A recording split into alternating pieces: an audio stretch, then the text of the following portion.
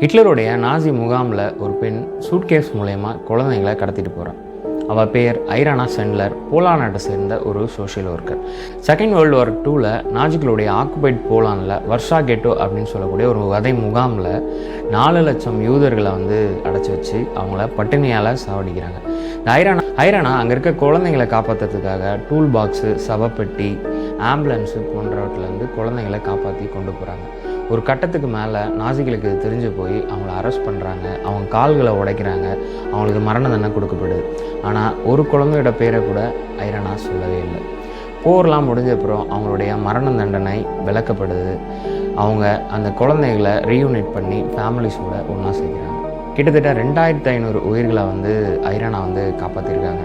But பல decades தாண்டனால உலகம் அவங்க பேரை மறந்து போச்சு.